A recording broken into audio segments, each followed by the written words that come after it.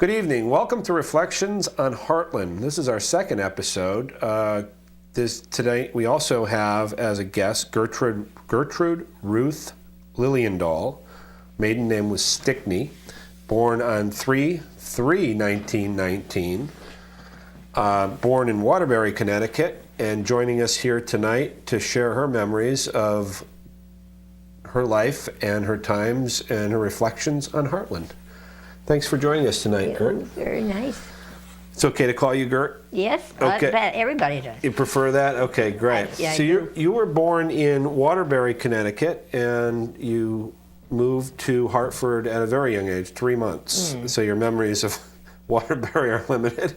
But growing up in Hartford, could you share some of your memories of your early memories in Hartford? And whereabouts in Hartford were you? We were at the south end near Goodwin Park. Okay. Yeah. Well, we lived very close to the grammar school, so I walked Okay. for 8 grades, and then went to Buckley High, which was still within walking, but a lot further. Sure. And I graduated from Buckley, and then went into the Hartford Hospital training school. Okay.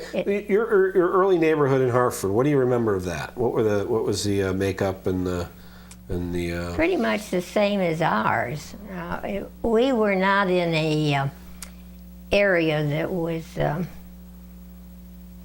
unruly. Okay. We had it was good. It was Hartford was a pretty sedate city in that day, wasn't it, for the most part? Where we were, now if you went in from the center of Hartford and headed north, right, which we didn't, we headed south. Right. So if you got north of the downtown, that was more of the ethnic neighborhoods right. and the kind of newer immigrants and such. Yeah. Okay. So your memory of the neighborhood was just a typical city neighborhood. Very calm and basically very much in order. Okay. I don't recall any particular upheaval. Okay. No riots? No riots. Good. No. Okay, so this is in the 30s, the late 20s and early 30s. Yeah. And so you lived in Hartford through the Depression. Yes. Any memories of that jump in? I remember my father never lost his job. He was. I should ask you, what were your parents' names? George and Edna. Stickney. Yes, Stickney. Yep. Okay, and your father was gainfully employed right through the Depression. Right through. He was working. Came back from the First World War, and he had been working for one of the insurance, and he had been in Boston, and they wanted him in Hartford. Okay. Which was a home office. Which company do you remember? Hartford Steam Boiler. Okay. Yep. And I didn't know.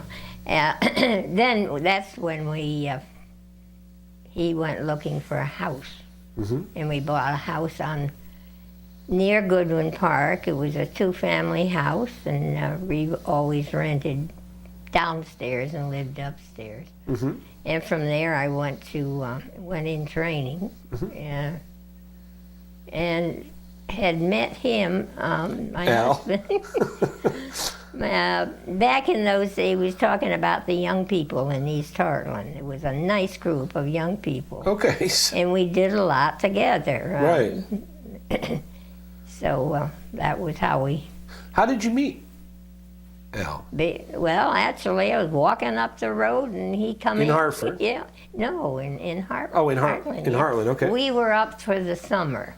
Oh, that's right. Now, he mentioned that your family had bought a summer cottage there. Yes. And okay. Where was that?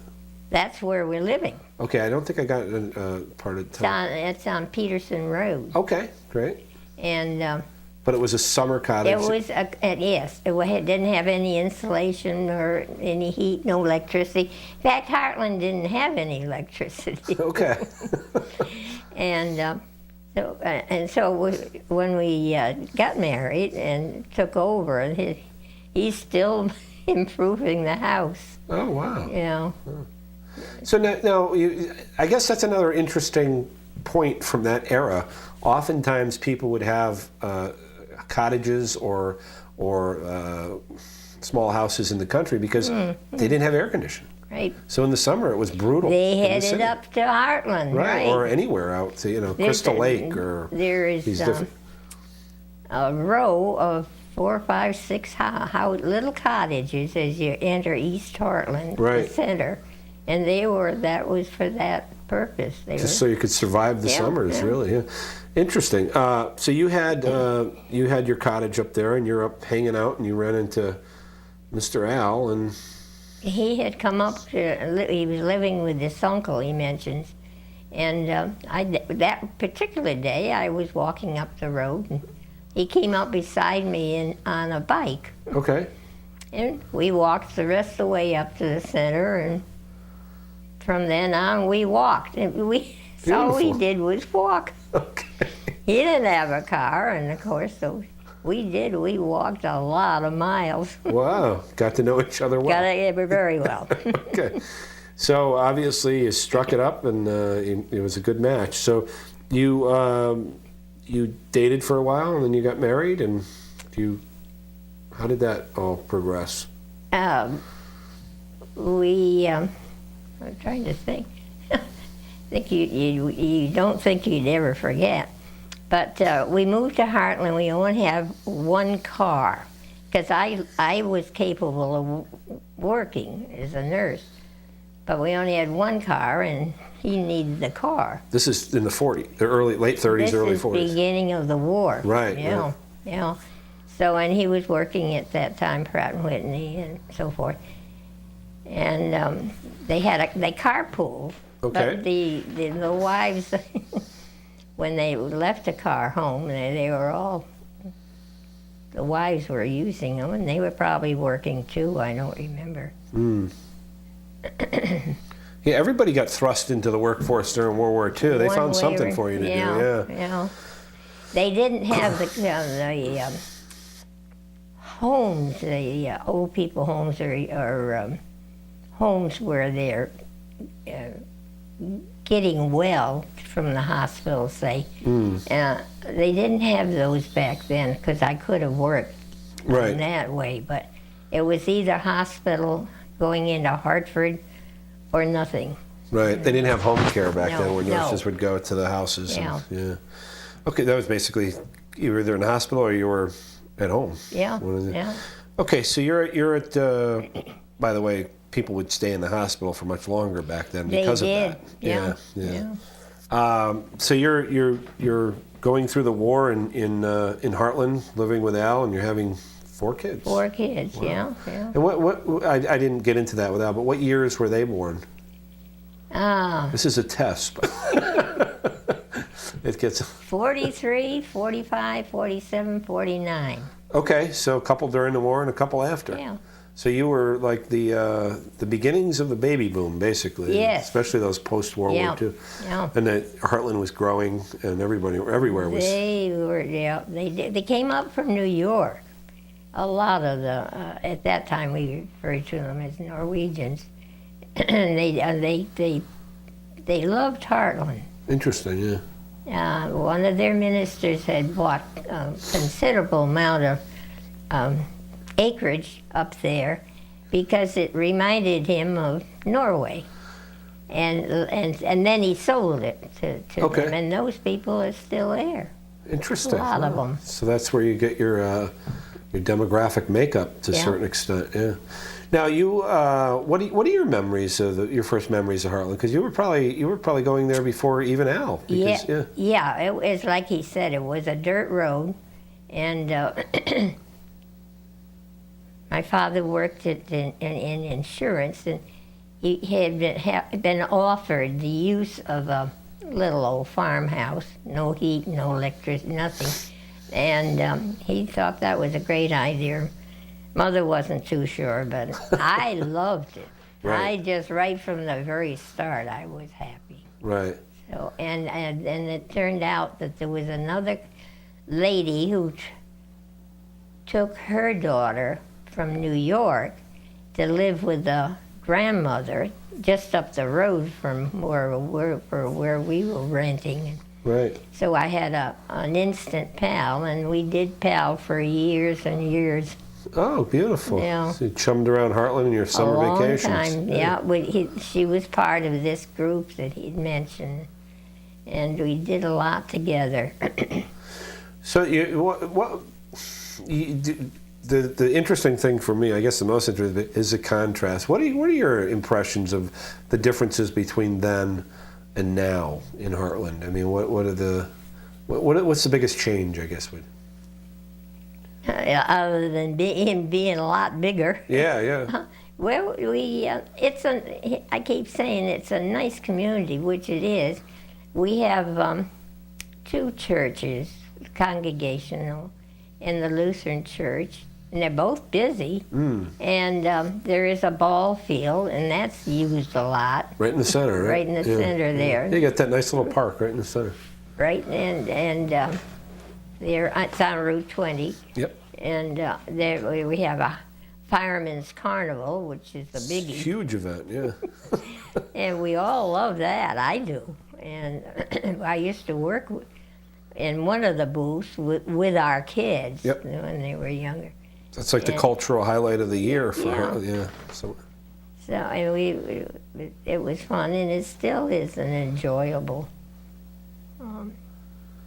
So it hasn't changed that much other than getting bigger. Actually, yes. No, that hasn't. Is there anything you would change? If you could, I didn't ask Al that, but oftentimes I'll ask guests. If there was one thing that you could change about the town where you've lived for so many years, what would that be? I don't think I would change. You wouldn't change a thing. No, well, that's a good sign. Yeah. You don't want a super Stop and Shop in the city. No, we don't need that. We lost our only store. That was sad. Right. And we had hopes that. Then we had a little coffee shop, and that burned. Right. We just don't have anything. And you just had a fire recently, the Caginos, the restaurant. Yeah. They did. Fortunately, that wasn't too bad. No, they salvaged it. Yeah. So, what do you have any memories of that era, raising your kids in Hartland? Anything that was that jumps out in your memory of your young family and the small town? I remember having 3 boys and then a little girl. Occasionally, I would go up to school for some purpose. Right. And the little boys ignored me. Don't, that's my mother. And, but the little girl came running up, Your what daughter? do you do? Yeah, all her girlfriends. It's the difference between boys and girls. Oh, yeah. So she was more of the little mom. She was all delighted. That was so funny. I was very careful not even to speak to the boys. The boys were too cool. Yeah. Yeah, they had to have their image, right? Yeah. So you, what about any characters from that era that you remember? I mean, every town has its personalities that everybody remembers keenly, or somebody that stands out. Is there anybody that jumps out? Not really. No. No. I would mention, I hear a certain name, but she's just somebody that's a very delightful person, but doesn't seem to have any responsibility. At the same time, she does. Right, it's just one of those kind people. Right. It appears to be not, but very much so. If you need anything, she's there saying, just being. Who are we talking about? Mary Root. Oh, Mary, yeah. She's her husband's the one that recommended you folks. Oh, did he? Yeah, Jean, yeah. And she was a very, very delightful person. She really is. Yeah. She's a character. Yeah.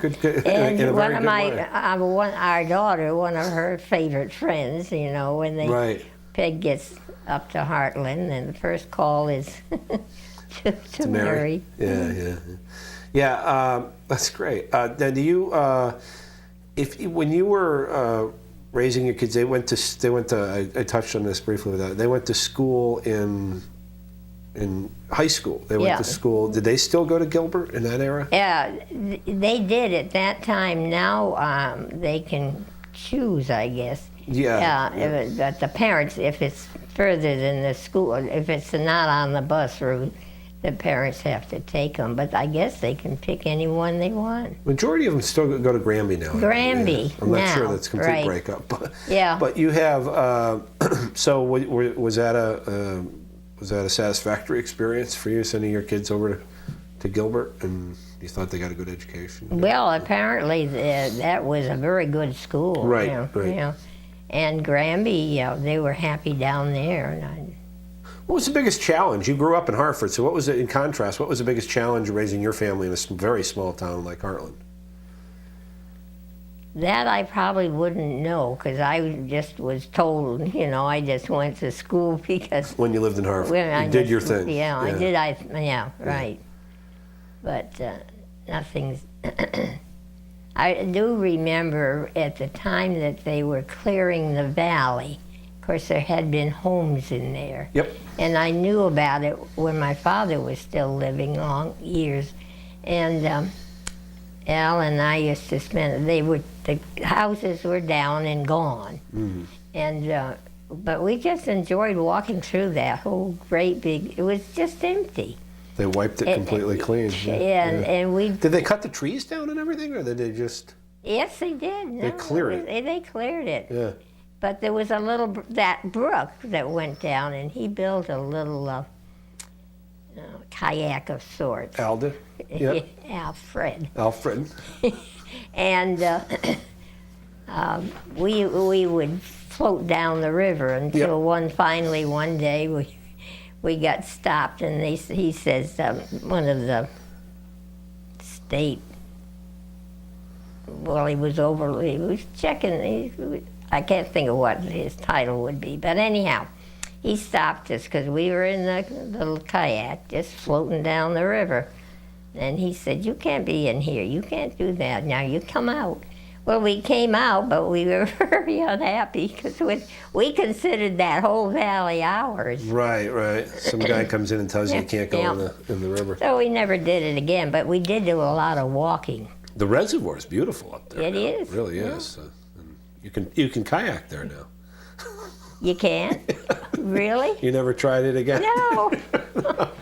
In fact, I think one of our kids they took it over later. Right.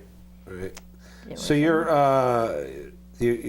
experience was quite nice. You stayed there, and you were very happy. I was very happy there, and I was just saying today, you don't hear about ice skating anymore. We did a lot of that. Yeah. We did that. In fact. We were skating right after, we were married the end of November, as he said, came home on Pearl, and we went ice skating. We hadn't been married a month, and we somehow or other, he was swinging me ice skating, and managed to bump into somebody else and all. We all went down, but Al came up with the black eye. Okay. And we only been married, a couple of weeks. Right. So he went to work, and They assumed that he had married a pretty tough wife. Pretty toughy.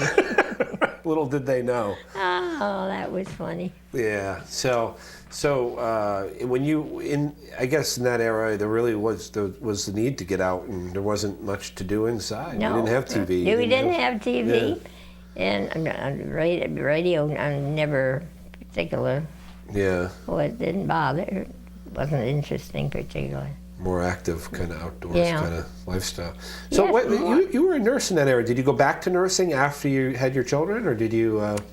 I went weekends when he was home and take care of the kids. Right. Then I worked weekends. Yeah. Now, what was was nursing dramatically different then, or was it? Well, as I say, we didn't have any convalescent homes. No extended care facilities. So I had to go into into a hospital to work. Right. In the nursing profession itself, was that more of? Because my understanding in that day, it was more subservient to the doctors. You were almost just you didn't really participate as much in the care. No. No, I'm agreeing with you. Yeah. You did what you were told by the doctor. Yeah. It was nursing. It was basically ward duty and meds and so forth. Right. But you went in and took care of a patient as we had been trained to do, and that was the extent wasn't very exciting.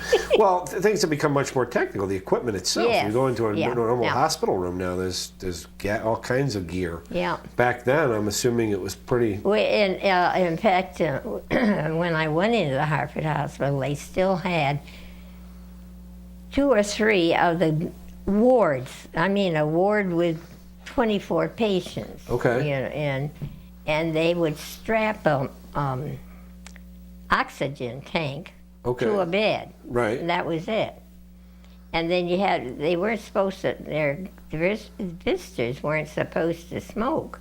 Right. But you had to watch them. I was going to mention that. They'd sit beside this tank, you know. With a cigarette. Yeah. They used to allow you to smoke in the hospital as long as you weren't strapped to oxygen. Yeah. Yeah, it was a different era. It was. And you had, as I look at it now, I've got pictures of the old. Right. And there were 12 beds on each side and several more up the center. And I had just curtains, pulled around. That was all. Amazing, yeah. It was pretty. I always thought that the old hospital rooms were more like just bedrooms away from home where somebody could keep an eye on you. Yeah. Other than the oxygen. So you had, medicine was a little less proactive then. You were just dealing with what happened. Yeah, no, we didn't do much. We had who we referred to as a mid student. Okay. And she only would be responsible to the head nurse. For dispensing. Right. Okay. Yeah. So it was like a walking little pharmacy. Yeah, just to make really. Be up to date. During the war, what are your memories of that? That was quite a climactic time in history. There wasn't too much for me because I didn't have a car and I couldn't go to work. You're busy with your kids. Just raised 4 kids. Yeah. Now you had, if you were, your children, you have grandchildren. Yes. You must. How many grandchildren do you have? 10, and then we got a lot of great-grandchildren. Right. Yeah, you're you guys are amazing for your age. I'll tell you. So you've got quite a lineage. Must be a big family get-together if you can get everybody under one When roof. we can get them together, which we do once a year. Okay. We meet at a place in Pennsylvania called Birdenhand. Okay. And we rent the whole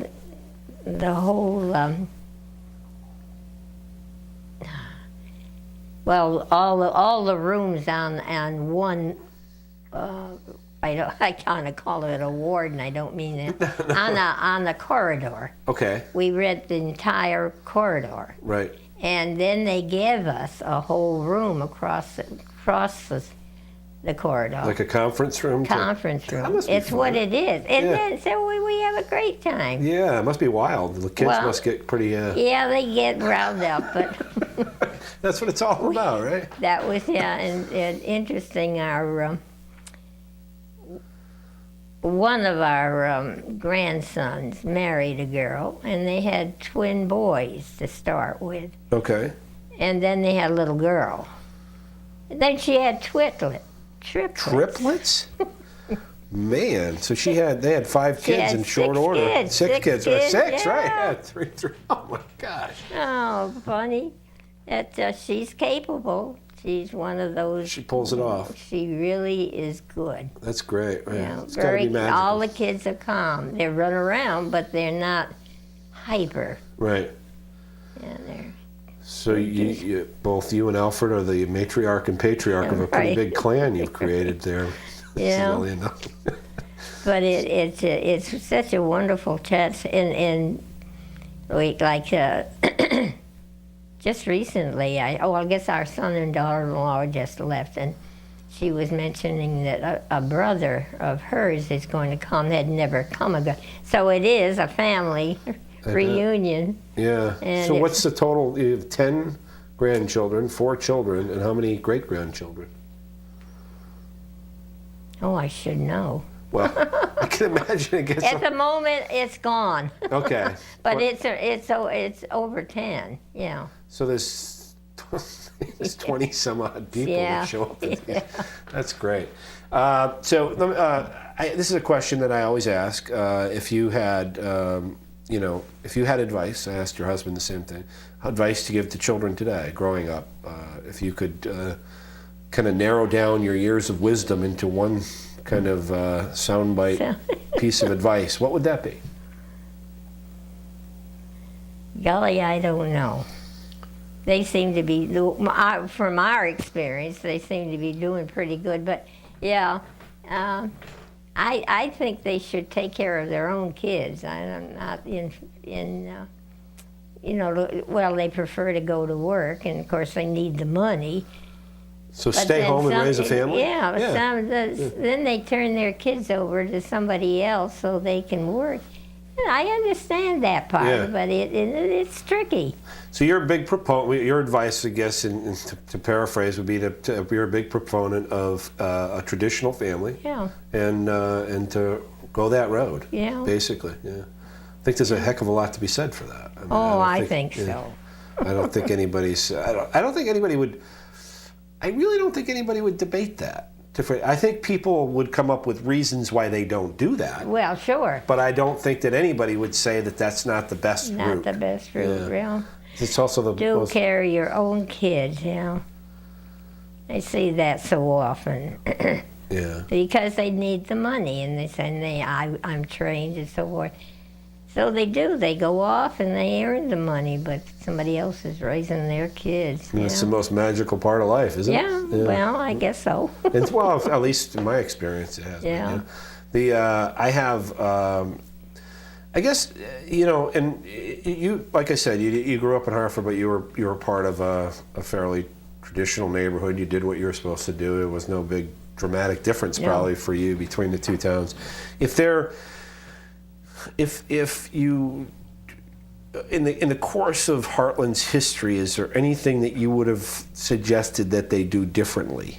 Is there anything that you would advise? And I'm not trying to be critical of anybody. No, I'm just, hindsight's 20/20. Is there anything? I mean, what jumps out in my head is the reservoir. That was a pretty traumatic event in any town's history. But other than that, I mean, is there anything that you think that they could have taken a different road on, or you would have suggested that? Well, it's been kind of hard because of the reservoir. East Hartland and West Hartland are, they're still separated. But it's fun to go over there when something is going on and they say, come over. We have there isn't any animosity now. Right. It was at one point. Was there? Yeah. Yeah, there had been time, but it isn't now, and we. So there's still an attempt to maintain the connection. Yeah. Yeah. Oh yes. Yeah. Yeah. And. How long does it take to get from West Hartland to Hartland? A good half hour. That's hard to get. And it really does. A half hour. Yeah, now maybe but we have, recently we had a bad road over there. Okay. Yeah, it was real bad. Yeah. And we kept bothering the selectman, and he says, I'm working on it. And he did, but that would hold you up. I think maybe a half hour is too much. Yeah, but it's a substantial ride. You got to go all the way around the reservoir. Yeah, it depends on your weather. Yeah. We got winter weather up there. Yeah. Well, I can imagine. Yeah, that's a very difficult bridge to keep united there. But so that was a big event in Hartland history. We, before you were talking about these young people, us, right. We had a nice group, and we had a place over, which has now been taken over by the reservoir, and we called it Black Rock, and we'd go down there for all day picnics. It was just the water was was cold, but it was a big area, and a good place for picnicking, you know, just a nice family for families and so forth. Right. And of course that went when the reservoir went in, that went out. We know where it is, it's just Yeah. a hole. Yeah, you can still take a boat out and actually see. Don't they do that once in a while? They take like a tour of the reservoir and they point out where things used to be. Or Yeah, something? there is a road, but you have to be like for the Historical Society, for instance. They do that once a year, Yeah, don't they? they do it pretty. Do they go in a boat? Actually, No, no. They just drive down. No, apparently you're not to go in that water. That part of the reservoir. Any part that's going to be drinkable. Well, below the dam, they do. They let you go in. Yeah, that's where they do the kayaking and stuff like that. Yeah, but yeah. I guess that's probably because there's But more movement. that I don't think that water goes into the Hartford. Oh, that's true. That's right. That would be below. Yeah. Yeah. Interesting. It's the Hartford water has to be. They're very careful of it. Yeah, if somebody spilled something or something in the water, Yeah. it would create quite a problem. That's fine, but it is incredibly clear water. You can still see some of the stuff down below. Yeah. If They do have at Easter time. They'll have a service on the rocks overlooking there. It's quite effective. yeah, it's Cold. a beautiful, beautiful view. It is. Yeah. Oh, it really is. You guys had quite an ice storm up there. What was it, last year? Yes. Yeah. Yeah. I actually drove up through parts of the town I had never been before Yeah. to see. Yeah.